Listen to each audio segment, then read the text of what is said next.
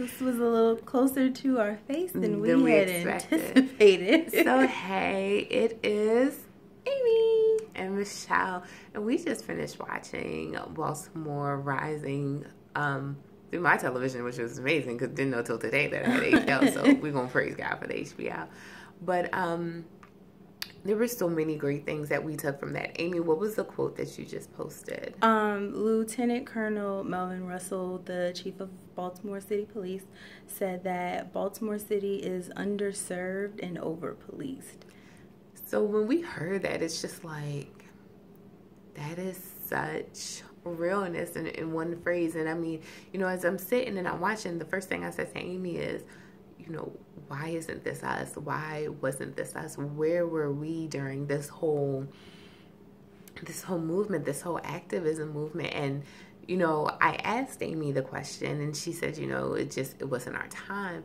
But I think the truth is we had a very different look of Baltimore City because we were in church all the time. And I don't say that to be negative. I don't say that to be offensive to anyone. But I say that to say that because we spent so much time in the church, we literally did not see everything else happening around us, which is ironic because...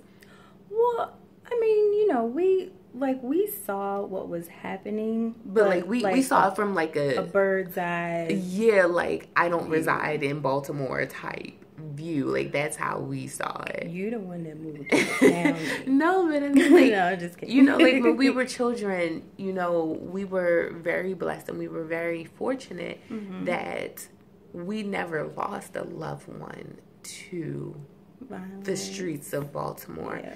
And, we may have heard about it, a church member's blank who doesn't even go to the church, something may have happened to them. But, we had a very indirect indirect role in all of this. So I'm sitting here and I'm watching and I'm like, well, where were we, to be technical during Freddie Gray? I really wasn't a resident of Baltimore City, right. And by all technicality, Amy was a resident of Baltimore County. Technically, yes. But still, just during this whole movement of getting our city back, where were we? What were we doing? What were we a part of? What were we so engulfed in, or what had us so engulfed that we just weren't there for everything? Weren't a part that was happening. And I'll just say this, that whole video is, the whole documentary is just, it's absolutely amazing. Please watch it. If you don't have HBO, we may be able to float you the password real quick. Send us the inbox right quick. May.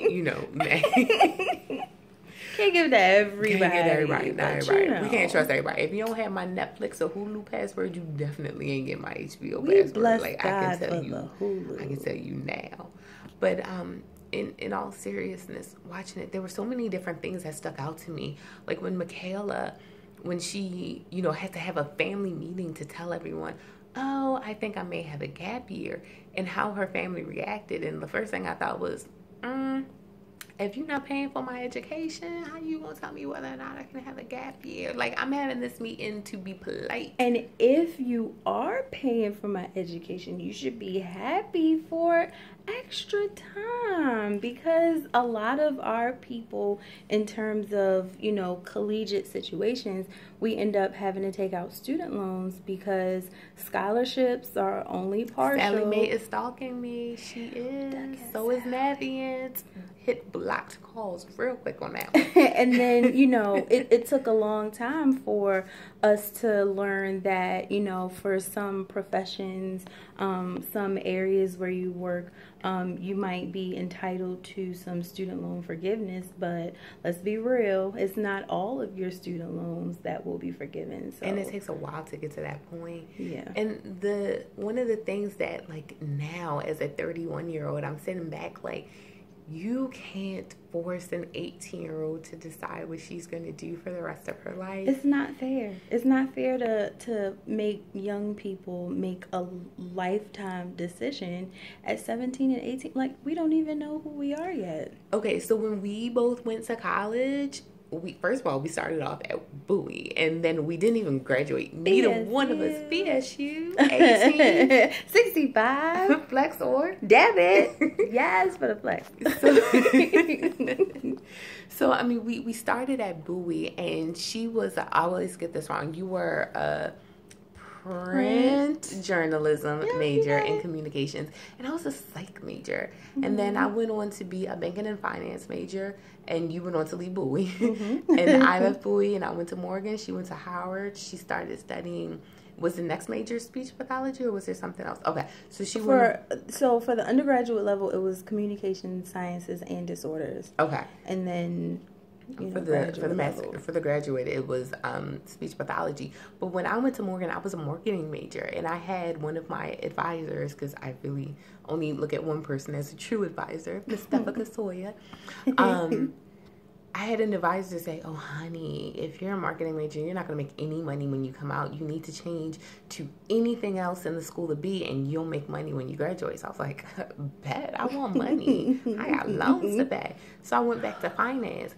And then my last semester, I knew I didn't want to do finance anymore, but I stayed in it because I was like, I've already been here long enough, and I have to graduate. Like, I have to get out this program. But I knew it wasn't what I wanted to do. And by that time, what time did we graduated when we were like 24? Because we took the extended stay, you know. Yeah, extended Who stay. needs 4 years when you can do 6? I mean, 6 is really where it's at. 6 is divisible by 3, and that's my favorite number, but 4 isn't. Yes. Yes. So we took the extended stay in college, and we didn't even end up at the school or in the field that we had originally studied for. And we were 24 by the time we graduated. And in those 7 years, we have gone so many different directions towards our degree of study, from our degree of study. So how can you tell an 18-year-old, yeah, this is what you got to do. You got to decide for the rest of your life. You have to pick the college you want to go to. You have to pick the college that you want to get your education. And this needs to be what you do for the rest of your life. So to hear Michaela say, to request that in that video, it just brought back so many feelings, because, you know, we millennials, we are not our parents. I was just about to say that. Go for it. Okay, so we talked about the fact of how millennials, you know, we're just different. We don't have the loyalty that our parents and our grandparents, loyalty. We gotta do air quotes for some stuff. Because, you know, it's not real. It's not real. But, you know, that our parents and our grandparents had, because, you know, we've seen how you treated our grandparents with their pensions. We see how you're treating our parents with their retirement, and, you know, budget cutbacks and layoffs. And, you know, we're no longer concerned with making a professional name for ourselves in these, you know, big businesses and these multi-million-dollar conglomerates. We're all about forging our own paths. And, you know, I know a lot of people have a lot of opinions about millennials. Oh, but we're lazy, we're indecisive, we're entitled. Oh, we're selfish. And yes, and very selfish. We're so selfish. But, you know, in addition to, you know, some, which may be true for some of us, overall, I do procrastinate. I will admit, I'm not lazy, but I procrastinate. Like, I get a gold medal in procrastination. That's your story. You sticking to it? Sticking to it. Invite me to the ceremony. I'm going to wait till the last minute to get dressed up. No, you're not. You're going to be dressed a whole hour before it starts. You know I'm going to write a book about procrastination, but not now. Later. She going to be dressed an hour before it's time to go. My last name is early, so awake at 7 o'clock in the morning, and she's going to be waking everybody else up all bright and bubbly and just... But that's besides the point. We're going to bring this home because my arm is getting tired. But let me see if I can switch and, like, say golden free. Overall, like, you know, it was a very good... You were supposed to have it. So we learned a valuable lesson right here.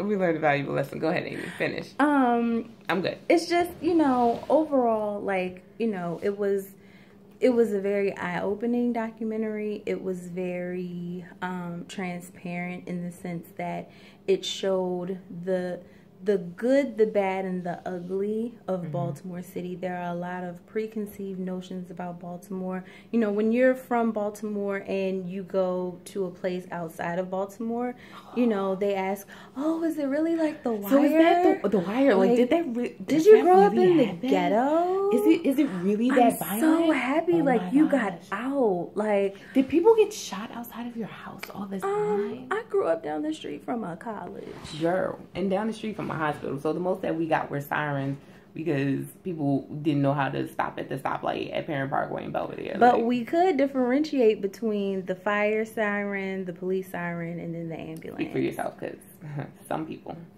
can't.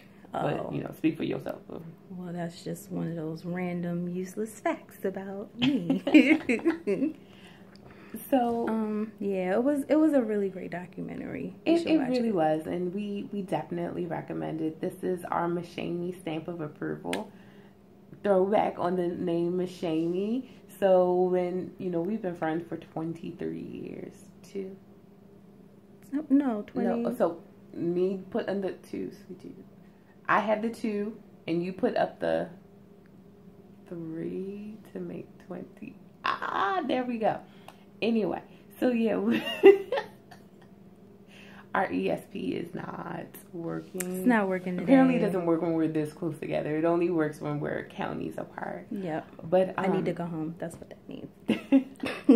But no, we've been friends for 23 years, and when we were younger, we were so close, like so attached to the hip, that we were called MichAmy the Monster, because MichAmy Monster. We were 2 people, but so you remember in Sesame Street the 2 purple monsters who were always side by side. They were Siamese. Well, you don't know because you weren't a Sesame Street kid, but for everybody else who were Sesame Street kids, the purple monster that is attached at the hip, and they don't really speak English. I guess they speak monster.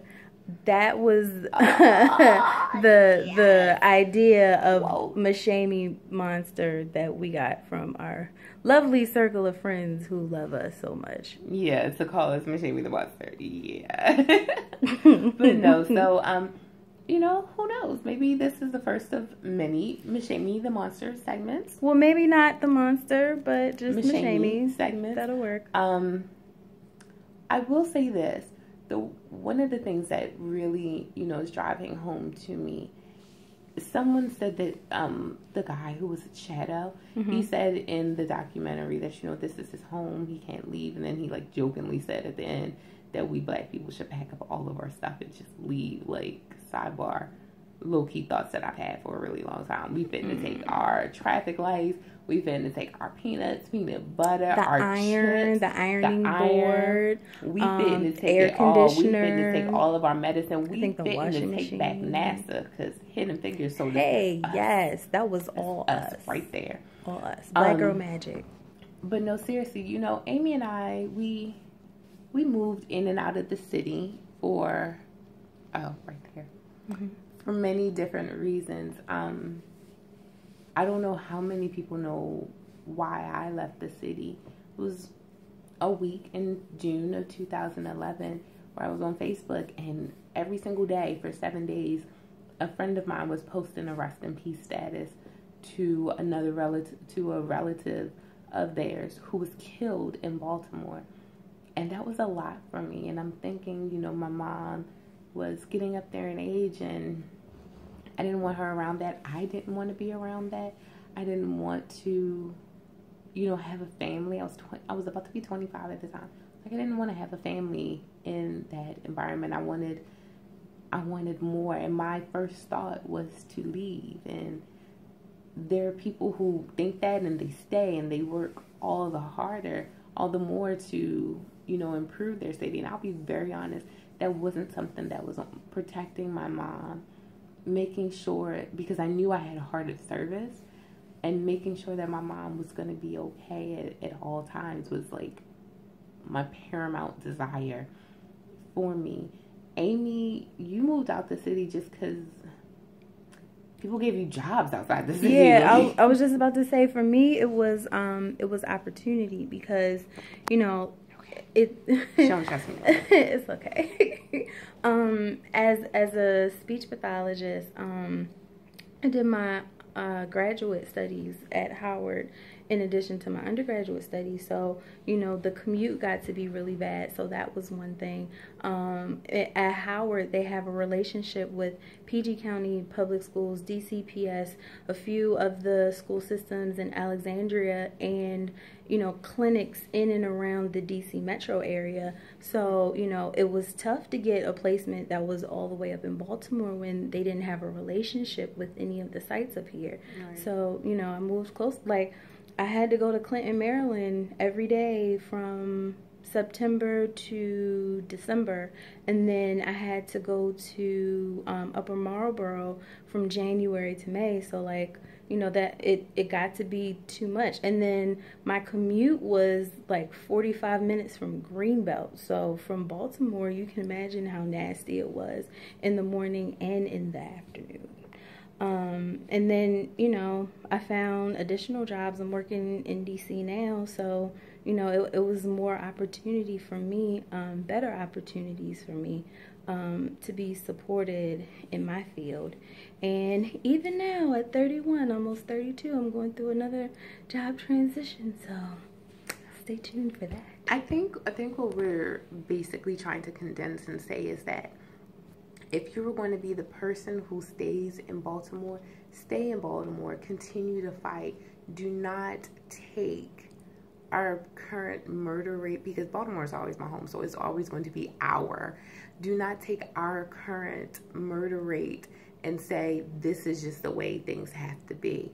So if you're going to stay and fight. Mm-hmm. If you are going to leave, you know, whatever the reason, whether it's opportunity or fear, let's just call it what it is. It was fear that caused me to leave.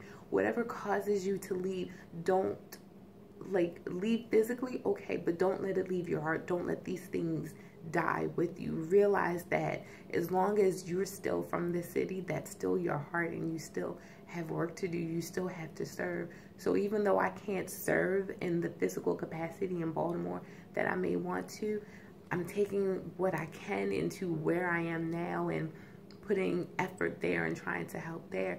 So always be a part of your community. Always try. Always do something. And if you feel like you can't do anything else, if you feel you can't be the activist or the advocates from the level of Baltimore Rising, then at least pray. Like, if you don't do anything else, always pray. If you begin and end any situation with God, everything in between is going to be so much better just for those prayers. So I don't know, that's because for me, like, you give me a couple more minutes and I'm just gonna go straight segue into Christ. So no, that's fine, because it's important to, you know, start and end your day in a way that brings you peace, in a way that just encourages you just to keep going, because sometimes we need encouragement just to keep going. Right. So we should always bring everything back to Christ, because he should be at the center of everything for us. He definitely should. And, you know, just going back, I think that it was definitely God who shielded us from a lot of the things that were going on around us, because we went to a community church. Like, our church is literally in the community, and it is surrounded by poverty on every single corner. And I remember, like, just simple things, like, as we come to the end of this year, I remember we would go to watch night service, and at midnight we couldn't just rush out the church. We had to wait until like 12:15, 12:30, because they would shoot guns in the air, and Pastor, her dad, was like, so you fitting to stay in here? I'm gonna talk a little bit longer, and I'm gonna make you think that I'm just, you know, going on and on, but the truth is, I don't want you going outside. Yeah, I'm trying to keep you safe. So we grew up with that, but all I can say is it was literally just God covering us with a hedge of protection that kept the reality of Baltimore Rising from being the Baltimore that we experienced and the Baltimore that we knew. And we saw it. Mm-hmm. In order to drive to our church, we literally we have to cross North Avenue. Sorry. So we saw it. We experienced it. You know, we've all hopped on 95. But I don't know. Like I say this, Baltimore is a great city. It has so much heart in it. The people who are in the city are absolutely amazing and will continue to fight for it to be a better city. But you have to find peace in where you are. Mm-hmm. Not complacency, but peace. And you have to find that, and you have to find that in a healthy way.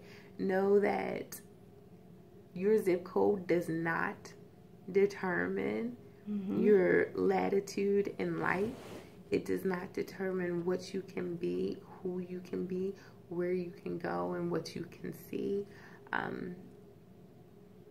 Always love your city and just, do the best you can. We love you guys. So look forward to more videos. Oh, really quickly, so before we go. So, Perks, what you up to? What are you doing now? Not work-wise, but like ministry-wise. I'm being poured into so that I can pour out into others. So that's the most that she can say right now. But I can say as her bestie, as her praying partner, go back to you. I can say that she's got some good stuff in the works. I'm about to be her hype woman, so she's going to be Oprah and I'm going to be Gail. Lord. Yes. Girl, all you need is that Oprah ponytail she got going out and whip it. Just whip it. No, that's all you need. I'm good. You don't see how she be whipping it now when she talks. I'm like, ooh, yes. I want you to have it. The Oprah pony. The Oprah pony. That's what it is. Oprah pony. I think I'm good. I'm good with my close cut. Which is fierce, by the way. Thank you. And for me, you should be following God Happened to Me on Instagram, on Facebook. I'm on Twitter, but I'll be very honest, I don't use it that often. But it's okay because all your great stuff is on every single medium. And it's on my website. And it's on the web. Listen, go to the website, GodHappenedToMe, capital M, capital E, .com, and you will be blessed. So, there are blogs there. There's information about events. We have an event coming up on Sunday, December the 10th from 4 to 6 p.m. It's called Eve. So, Eve, by definition, means the period of time immediately before an event. Oh, we went there. Say bye, Amy. Bye. Bye. Okay, so Eve is known as the period of time immediately before an event or occasion. And Eve is going to be, it stands for Embracing Visions of Excellency. So we are going to go in and we are going to call upon the Lord and we are going to make vision boards and we're going to map out how our 2018 is going to be. And you need to be there. It's going to be in Manchester, Maryland. We have very limited seating, but it's free. So you need to be there. Message me for more information. I am going to sign off so that I can finish my devotions. And just a quick plug. So Bestie, being Bestie that she is, she bought me this book called Discerning the Voice of God by Priscilla Shirer. And if you don't know who she is the black woman who was in the prayer closet, war room. So she's the woman who played the wife in there, but she's also a wonderful author and a wonderful woman of God. So I do recommend that.